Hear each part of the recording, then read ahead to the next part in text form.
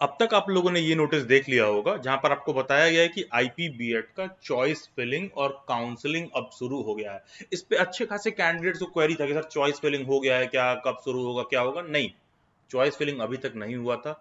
2 अगस्त 2023 से 4 पीएम से IPU BEd में अगर आपने काउंसलिंग का कुछ दिन पहले जो रजिस्ट्रेशन हुआ था, जहां पर काउंसलिंग के लिए आप 1000 रुपीज का फी पेमेंट किए थे, अगर आपने वो किया था तभी यहां पर आप एडमिशन प्रोसीजर में, कॉलेज सिलेक्शन में, काउंसलिंग में पार्टिसिपेट करने के लिए एलिजिबल हो, जिसका as of now till further extension जो फॉर्म काउंसलिंग के फॉर्म फिलिंग का जो लास्ट डेट है वो 6 अगस्त 2023 11:50 पीएम तक है। ध्यान दीजिएगा, वैसे तो यूजुअली आईपी में मान के चलो कि लास्ट ईयर तक 24 कॉलेज था, अभी पोर्टल पर 23 कॉलेजेस शो कर रहा है। मोटी मोटा मान के चलें तो 2250 से, या फिर कह लो टोटल इन टोटल 2300 सीट है, 2300 सीट्स हैं। अगर आपका कट ऑफ मान लो आपका रैंक अगर 600 में है, मान लो आपका रैंक 653 है, तो मिनिमम आप अपने आप को सेफ साइड में रखने के लिए एटलीस्ट 5 कॉलेजेस आप काउंसलिंग में फिल करो एटलीस्ट। मान लो आपका रैंक 753 है, मान लो आपका रैंक 753 है, तो ये बहुत जरूरी है कि एटलीस्ट काउंसलिंग में आप मिनिमम 6 कॉलेजेस फिल करो। मान लो तुम्हारा रैंक 1350 है, ठीक है, तो एटलीस्ट काउंसलिंग में तुम 10 से 11 कॉलेज फिल करो कम से कम। अच्छा देखो, कुछ लोग क्या बेवकूफी का परिचय देते हैं कि सर मेरा रैंक तो 1300 है, तो सबसे पहले टॉप पर क्या भरूं, हमको तो एससीईआरटी मिलेगा नहीं, हमको तो महाराजा सूरजमल मिलेगा नहीं।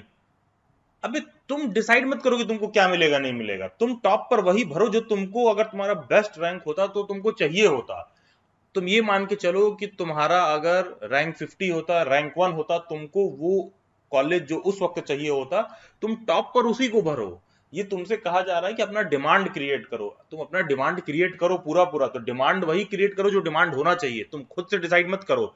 अब तुम्हारा 1350 रैंक है, वो बाय डिफॉल्ट एससीईआरटी तुमको नहीं देगा। अरे तो क्या हुआ, फिल करने में क्या जा रहा, तुम पहला वाला फिल करो, पहला वाला तुमको नहीं मिला तो एमएसआईटी चेक करेगा।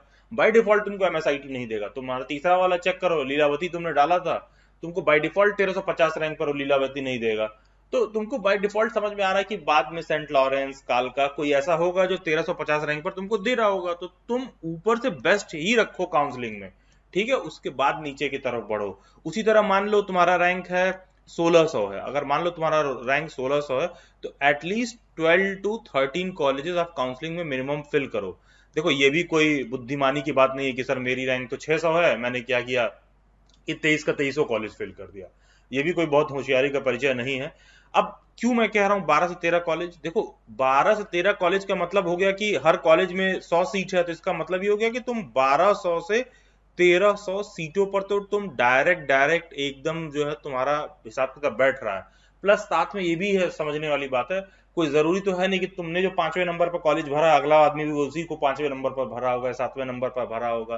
तो तुम्हारी 1600 रैंक है मान लो, तो तुमने 12-13 कॉलेज फिल किया, तो तुमको श्योर शॉट कोई ना तो कोई मिल जाएगा। तुम्हारी 2000 रैंक है, तो तुम कम से कम 16 से 17 कॉलेज फिल करो, तो तुमको उसमें से कोई ना तो कोई एक मिल जाएगा। तो मतलब यही एक हिसाब किताब टोटल इन टोटल फॉलो होता है। तो बेसिकली इन शॉर्ट समझे तो काउंसलिंग सिर्फ एक समझ लो बेस्ट से वर्स्ट की तरफ आप कॉलेज का चॉइस फिलिंग करके सिलेक्शन करते हो, और आपका बेस्ट और मेरा बेस्ट अलग हो सकता है। अगर मेरे घर के बगल में एमएसआईटी है तो मैं एमएसआईटी में जाऊंगा, मैं उसको अफोर्ड कर सकता हूं तो मैं एमएसआईटी में जाऊंगा। तुम्हारे घर के बगल में एससीईआरटी है तो तुम एससीईआरटी में जाओ, और अगर तुम्हारा घर एकदम लीलावती के बगल में है तो तुमको एमएसआईटी आने की जरूरत नहीं है, तुम्हारे लिए बेस्ट लीलावती है। तो हर कैंडिडेट के हिसाब से भी डिफर करता है। कोई भी बच्चा ऐसा है जो दिल्ली के बाहर का है, तो यार तुम ना एटलीस्ट कॉलेजेस का लोकेशन गूगल पर देखो। इधर इधर इधर उधर इंटरनेट पर सर्च करने के बजाय, अभी थोड़ा देर पहले डेली बाइट्स पर एक वीडियो लेक्चर डाला गया, उसमें मैंने क्या बताया है कि टोटल 23 कॉलेज है, उन 23 कॉलेज का तुम नाम देखो, लोकेशन देखो, लोकेलिटी देखो, क्योंकि अगर तुम दिल्ली के बाहर से आ रहे हो ना, तो फिर ऊपर के 2-3 कॉलेज छोड़ दें तो बाकी के सभी कॉलेजेस केवल और केवल आईपी में लोकेशन के हिसाब से ही लेना है। लोकेशन के हिसाब से लीजिए, इस बात से कोई फर्क नहीं पड़ता है कि वहां से प्लेसमेंट हो रहा है नहीं हो रहा है, ये सब बातें बहुत ही बेतुकी हैं। टीचिंग फील्ड में जॉब्स रेफरेंस से लगते हैं, तो वो सब का आपका कंसर्न पॉइंट नहीं होना चाहिए। मतलब वो सब ऐसी बातें हैं कि तुम एडमिशन लेते पहले महीने ही बहुत डिसअपॉइंट हो जाओगे। तो ये बहुत जरूरी है कि काउंसलिंग और चॉइस फिलिंग से पहले कॉलेजेस को लेकर क्लैरिटी रहे, तुम्हें ये पता रहे कि वहां मिलने क्या वाला है, जब उस उम्मीद से जाओगे तो जो भी वहां मिलेगा वो आपको अच्छा ही लगेगा। खैर आते हैं काउंसलिंग के प्रोसीजर पर। ipu.admissions.nic.in इस वेबसाइट पर आना है। यहाँ पर आने के बाद IPU रजिस्ट्रेशन 2023 पर क्लिक करना है। ऐसा कुछ आपके आगे पोर्टल खुल जाएगा। यहाँ पर मैं user ID, password, security pin, captcha वगैरह डाल के लॉगिन कर रहा हूँ और आपको शो कर रहा हूँ कि काउंसलिंग में कॉलेजेस कैसे सेलेक्ट करने हैं। फिर मैं यहाँ पर कर दूंगा साइन इन। साइन इन करने के बाद यहाँ पोर्टल कुछ ऐसा खुल जाएगा। यहाँ पर मैं फिर से कैप्चा फिल कर दूंगा 11QA91। Click here to proceed. अब मैं इस पे क्लिक करूंगा, are you sure you want to continue, proceed, yes. देखो जब काउंसलिंग शुरू हो गया है तो टोटल यहाँ पे कॉलेजेस शो कर रहा है। देखो कुछ कॉलेजेस यहाँ पर 22 शो कर रहा है, कभी 23 शो कर रहा है, वो डिपेंड करता है, कुछ माइनर इंस्टीट्यूशंस हैं और इसमें भी लोग एडिशन सब्ट्रैक्शन करते रहते हैं। तो अभी 22 शो कर रहा है, तो परेशान मत होना कि सर मेरे में तो 20 ही शो कर रहा है। तुम्हारे में जितना शो कर रहा है तुम उतना फिर चॉइसेस के लॉक करने की तैयारी करो। अब यहाँ देखो, यहाँ हर चीज देखो, कुछ दिन पहले तक जो है बैन वाला सिंबल आता था, अब क्या है, अब हर चीज यहाँ शुरू हो गया। देखो चॉइस लॉकिंग, ये जहां तक नहीं ओपन हुआ वहां पर बैन वाला सिंबल बन रहा है, देखो, और उसके ऊपर देखो ये ओपन हो रहा है। टोटल अवेलेबल चॉइसेस, इस पे आप क्लिक करोगे तो ये खुलेगा। देखो ये टोटल अवेलेबल चॉइसेस है, ठीक है। ये टोटल जो कॉलेजेस हैं 22, यहाँ पर ये शो कर रहा है, सबका पूरा एड्रेस एड्रेस सब कुछ दे रखा है, सारा कुछ दे रखा है। थोड़ा और मान लो तुम्हें खेलने का मन कर रहा है तो ऐसा कर लो, इंस्टीट्यूट एड्रेस के हिसाब से देखना है हमको, ठीक है। Print list of available choices, कुछ इस तरह से पीडीएफ वूडीएफ प्रिंट कर सकते हो, प्रिंट करके एक सारा कुछ देख सकते हो, थोड़ा बहुत यहाँ पे कर सकते हो।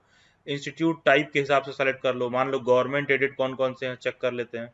और जैसा कि मैं हमेशा आपको बोलता हूँ, IPBED में केवल SCRT ही ऐसा है जो गवर्नमेंट कॉलेज है। तो गवर्नमेंट एडेड पे देखो, गवर्नमेंट एडेड ही खुल रहा है केवल, ठीक है। तुम प्रोग्राम के हिसाब से खोलना चाहते हो जो बीएड करा रहे हैं, तो एक second, government aided private institutes कर दो, यहाँ पर सारे बाकी के भी आ जाएंगे। फिर तुम किसी इंस्टीट्यूट वाइज किसी इंस्टीट्यूट का डिटेल जानना चाहते हो, let's say Guru Ramdas college, ठीक है, उसके रिगार्डिंग यहाँ पर खुल जाएगा। तो मतलब बहुत सारी चीजें यहाँ आप कर सकते हो। फिर यहाँ पर इंस्टीट्यूट एड्रेस के हिसाब से खोलो, इंस्टीट्यूट टाइप के हिसाब से खोलो, मतलब देखो इंस्टीट्यूट एड्रेस क्या, इंस्टीट्यूट टाइप क्या है, तुम्हें शो करने लगेगा। लेट्स से कि यहाँ पर मैं वापस से कर दे रहा हूँ क्लियर ऑल फिल्टर्स, ठीक है। अब देखो, अब मैंने इंस्टीट्यूट एड्रेस इंस्टीट्यूट टाइप कर दिया, इंस्टीट्यूट एड्रेस इंस्टीट्यूट टाइप यहाँ लिख रहा है प्राइवेट इंस्टीट्यूट, ठीक है। इंस्टीट्यूट के साथ एड्रेस यहीं पे साथ में दे रखा है। तो मतलब कॉलेजेस के रिगार्डिंग थोड़ा सा इंक्वायरी करो। देखो यार, तुम रैंडमली नहीं फिल कर सकते हो, अगर तुमको एलोकेट हो गया ना भाई तो तुम्हें जाके वहां पढ़ना पड़ेगा, and there will be lot more involved in your life. It is not going to be that simple, that easy. You have to like go to that college for next 2 years. It should be convenient from point of transport, from point of living, PG, or anywhere you are reside, your residences, all, each and everything, all of it will count. तो please आप उसी हिसाब से choose करिए। तो यहाँ पर आगे से पहले थोड़ा खेल कूद के इसमें देख लो पोर्टल वोटल में क्या चल रहा है, ठीक है। उसके बाद वापस कुछ नहीं करना है, डैशबोर्ड पर आ जाओ फिर से, और वापस से यहाँ पर manage choice filling and locking पर क्लिक कर लो, ठीक है। ये तुमको वापस वहां पर ले जाएगा। देखो ये वापस उस पेज पर आ गया, ठीक है। ये सब देख लो, कॉमन डैशबोर्ड पे क्लिक करके देख लो, अच्छा इस पे क्या हो रहा है, अच्छा इस पे वापस यहाँ से ला दे रहा है, फिर से कैप्चा डालो। तो ये सब आप करके देख लो, इसमें कुछ ऐसा नहीं है कि तुम करके देख लोगे तो अच्छा कुछ गलत दब जाएगा, कुछ ऐसा नहीं होने वाला है, ठीक है। जब तक आप फाइनल काउंसलिंग वाउंसलिंग एकदम सब सेलेक्ट करके नहीं करोगे तो पता चलेगा तुम क्या कर रहे हो। देखो फिर वापस से ऐसा पोर्टल आ गया, ठीक है। अब चलते हैं चॉइस फिलिंग पर, कैसे चॉइस को फिल करना है। अब ये वापस जो तुम्हारा पासवर्ड है तुमसे ये फिल करवाएगा। तो वापस से मैंने पासवर्ड डाल के यहाँ पर लॉगिन कर लिया है। अब पासवर्ड क्यों डाल रहा है, तुम पता चला किसी कैफे में गए, लॉगिन करके ऐसे ही छोड़ दिया है, पता चला कैफे वाले भैया ही तुम्हारा कोई सा भी कॉलेज सेलेक्ट करके ओके कर दिए, तो अच्छी बात है कि यूनिवर्सिटी ने वहां पर क्या कर दिया, यहाँ पर लॉगिन करने के लिए वापस से तुम्हारा पासवर्ड इनपुट करो, ठीक है। अब यहाँ पर आप जाओ, अब तुम जिस हिसाब से इंस्टीट्यूट को देखना चाहते हो, इंस्टीट्यूट एड्रेस के हिसाब से देखना चाहते हो, इंस्टीट्यूट टाइप के हिसाब से देखना चाहते हो, यहाँ देख लो। अब कैसे सेलेक्ट करना है, लेट से कि अगर मैं काउंसलिंग में रहता तो मैं क्या करता, मैं गवर्नमेंट कॉलेज की तरफ जाता, थोड़ा फीस भी कम है, 60,000 रुपए तक का फीस है।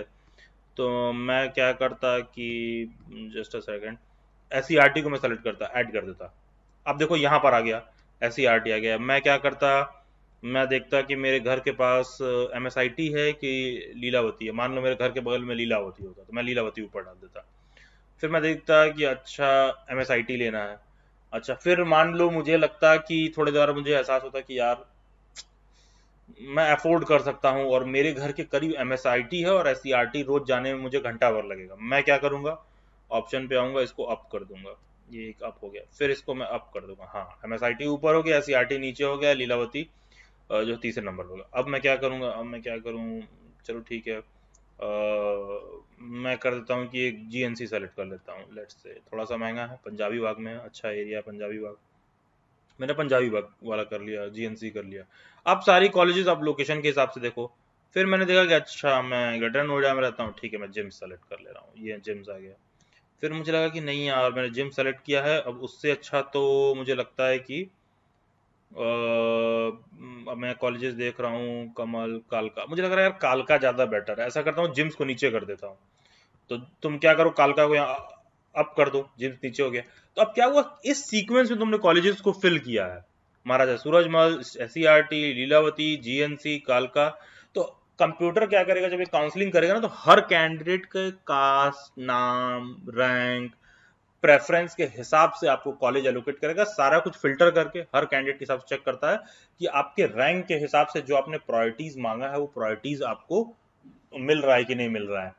जैसे उदाहरण के तौर पर अगर इसकी प्रोग्रामिंग डिजाइन करनी हो तो अपने लॉजिक अपने माइंड में करो कि जैसे अच्छा कि सिस्टम डिजाइन कर रहे होंगे तो कैसे कर रहे होंगे। सबसे पहले रैंक 1 वाला कैंडिडेट क्या चूज कर रहा है, रैंक 1 वाला कैंडिडेट जो भी सबसे टॉप पर कॉलेज रखा है, जो सबसे पहले नंबर पर फिल किया है उसको दे दो। रैंक 2 वाला जो सबसे ऊपर रखा है उसको दे दो। रैंक 3 वाला जो सबसे ऊपर रखा है उसको दे दो। रैंक 4 वाला जो सबसे ऊपर रखा है, ऐसे ऐसे करके देते जाएंगे। फिर रैंक 500 वाले का नंबर आएगा तो देखा जाएगा कि अच्छा कि ऊपर के जो कॉलेजेस हैं, जो बाकी के लोग तुम्हारे ऊपर रैंक वाले हैं, उन्होंने जो फिल किया था उन कॉलेजेस में कोई सीट खाली है, या फिर कोई ऐसा है कि जो तुम फिल की हो अगले कॉलेजेस में सीट खाली है कि नहीं। तो काउंसलिंग का यही एक प्रोसीजर होता है। तो आपको मतलब क्लियर कट पता होना चाहिए कि बेसिकली ये पूरा काउंसलिंग वर्क कैसे कर रहा है। ऐसा नहीं कि सर मेरी तो रैंक 1200 है तो हमको तो एससीईआरटी और एमएसआईटी मिलेगा नहीं तो हम ऊपर भरेंगे ही नहीं, ये कोई लॉजिक नहीं है इसका कहीं से भी। ठीक है, अब ये सारा कुछ करने के बाद यहाँ पर आप सारा कुछ जब सेलेक्ट वेलेक्ट कर लोगे तो उसके बाद save and go to home, save and continue भी कर सकते हो। सेव एंड कंटिन्यू करोगे तो उसके बाद तुमको आगे वो ले जाएगा फाइनल सबमिशन की तरफ। सेव एंड गो होम यहीं पर छोड़ दो, वापस से फिर आके तुम एडिट कर सकते हो यहाँ जो कुछ भी है। तो बेसिकली ये सारा कुछ करना है और यहाँ पर आना है सेव एंड कंटिन्यू करना है तुम्हें। मैं यहाँ पर सेव एंड कंटिन्यू अभी नहीं कर रहा हूँ, आप सेव एंड कंटिन्यू पर क्लिक करोगे वो तुम्हें आगे ले जाएगा। अगर तुमको लग रहा है कि नहीं वापस से तुम फिर थोड़ा और दिमाग लगा के आना चाहते हो सभी कॉलेजेस के पीछे, तो या तो सेव एंड गो होम कर दो, सेव एंड कंटिन्यू कर दो, या सीधा टैब काट दो, वो खुद ही अपने ऑटोमेटिक जहां होना चाहिए हो जाएगा। जब तक तुम खुद फाइनल सबमिशन नहीं करोगे तब तक तुम निश्चिंत रहो, कोई ऐसी दिक्कत वाली बात नहीं है। और अपने रैंक के हिसाब से सफिशिएंट नंबर ऑफ कॉलेजेस आप जरूर सेलेक्ट कर लीजिएगा। बाकी आप लोगों का बीएड फर्स्ट ईयर वालों का सीटेट का बैच 30 अगस्त से शुरू होगा। इसका अभी डिटेल नहीं रिलीज किया गया, लेकिन फिर भी डेली वाइट्स पर कुछ बच्चों ने क्या किया, पहले ही एनरोलमेंट करके अपना सीट लॉक कर लिया है। देखिए इस बैच में ना लिमिटेड नंबर ऑफ सीट्स ही रहेंगे, तो जैसे ही इसका अनाउंसमेंट होगा जिनको भी ज्वाइन करना है कर लीजिएगा, क्योंकि ये फुल लेंथ बैच होता है, इसमें बहुत सारी रिस्पॉन्सिबिलिटी होती है। इसमें ऑलमोस्ट जैसे लास्ट ईयर अगर हमारे बैच में इस वाले में लिमिटेड स्टूडेंट्स रखते तो मान लो 30 थे तो 28 स्टूडेंट्स ऐसे हैं जो अच्छे खासे मार्क्स से क्वालिफाई किए थे। ठीक है, तो इसमें अच्छा खासा हम लोग मेहनत करते हैं और आप लोगों को भी स्ट्रांग रिकमेंडेड रहता है कि जब बीएड में एडमिशन ले रहे हो ना तभी सीटेट उटेट की तैयारी करके निपटा के जल्दी से क्वालिफाई करो, क्योंकि एक बार कॉलेज वाले मझार में चले जाओगे भाई तो वहां तुम्हारा बैक टू बैक क्लास चलेगा। उसके बाद जैसे जैसे तुम्हारा एक एक दिन बीतेगा बीएड के सेकेंड ईयर आते आते तुमको एकदम टाइम नहीं मिलेगा। तो बेहतर रहता है कि पहले ही किसको क्लियर कर लो ताकि जब बाद में आओ तो DSSB, केवीएस, एनवीएस ये सब गवर्नमेंट जॉब वगैरह की तैयारी करो। इंस्टेड की इस डिबेट में सर आपने कहा था फर्स्ट ईयर वाले एलिजिबल हैं, हम तो अपनी मैडम से पूछे थे कॉलेज में उन्होंने बोला कि नहीं एलिजिबल है। अरे जब तुम्हारी मैडम ने दिया था तब नहीं थी एलिजिबिलिटी, ये लास्ट ईयर से ही हुआ है कि बीएड फर्स्ट ईयर वाले भी सीटेट का एग्जाम अब दे सकते हैं, क्वालिफाई कर सकते हैं। अच्छे खासे मेरे स्टूडेंट्स हैं क्वालिफाई कर चुके हैं, जॉब भी करने लगे, उनकी दिल्ली में ठीक ठाक प्लेसमेंट हो गई है 40,000 50,000 पर। तो आप जो दिसंबर वाला सीटेट होगा उसी के लिए अपने आप को प्रिपेयर्ड रखो। और एडमिशन लेने के साथ साथ शुरुआती के दिनों में आप थोड़ा कॉलेज एब्सेंट गए हो, कर दिए हो, कम गए हो, सीटेट के ढंग से प्रिपेयर कर रहे थे तो शुरुआत में मैनेज होता है, बाद में आप उस चीज को नहीं मैनेज कर पाओगे। दिल से सीटेट मतलब सीटेट मतलब। उसके बाद भी कोई डाउट और क्वेरी रह जाए आप मेरे से इंस्टाग्राम पर भी जुड़ सकते हो, जिसका लिंक डिस्क्रिप्शन बॉक्स में दिया हुआ है, या फिर ये यूजर आईडी आप इंस्टाग्राम पर सर्च करिए। डेली बाइट्स सभी सोशल मीडिया हैंडल्स के लिंक आपको डिस्क्रिप्शन बॉक्स में मिल जाएंगे। Do join them, subscribe daily bytes, stay tuned, stay updated, do comment reviews. God bless you all and have a nice day.